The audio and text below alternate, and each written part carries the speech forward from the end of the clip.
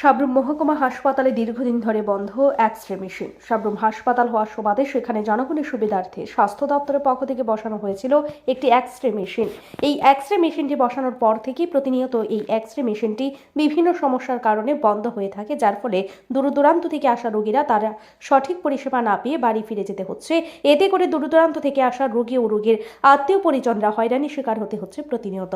সাব্রুম মহকুমা হাসপাতালের পক্ষ থেকে এক্স-রে মেশিনটি মেরামতের জন্য বহুবার দপ্তরকে জানানোর পর অবশেষে গতকাল একটি টিম এসে এই এক্স-রে মেশিনটি সমস্যাগুলি খতিয়ে দেখার পর মেশিনটি আর খুব সহসাই ঠিক হবে না বলে তারা লিখিতভাবে জানিয়ে দিয়েছেন সাব্রুম মহকুমা হাসপাতালের মহকুমা স্বাস্থ্য আধিকারিককে। পরবর্তী সময়ে সাব্রুম মহকুমা হাসপাতালের মহকুমা স্বাস্থ্য আধিকারিক এই বিষয়টি সম্বন্ধে বিস্তারিত সংবাদ মাধ্যমকে জানান। নমস্কার, আমি এসডিএমও সাব্রুম।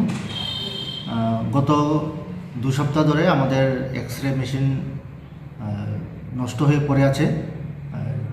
অনেক জায়গার থেকেই ভিতর জায়গায় থেকেই অনেক পেশেন্ট আছে, ঘুরে যাচ্ছে। আমি বুঝতে পারি আমরা তাদের কষ্ট, কিন্তু মেশিন ঠিক করার আমরা যথাসম্ভব চেষ্টা করছি। গতকালেই ইঞ্জিনিয়ার, মেডিসিটির ইঞ্জিনিয়ার এসে জানিয়ে গেল যে মেশিন ঠিক করা যাচ্ছে না। যেই আসল মেইন এক্স-রে কোম্পানি, ওদের সঙ্গে ওরা কন্ট্যাক্ট করে তারপরে মেশিন ঠিক হবে। তো আগামী কয়েকদিনের জন্য সবাই কষ্ট করতে হবে। এর জন্য আমি সবার কাছে ক্ষমা প্রার্থী। Report FM 24।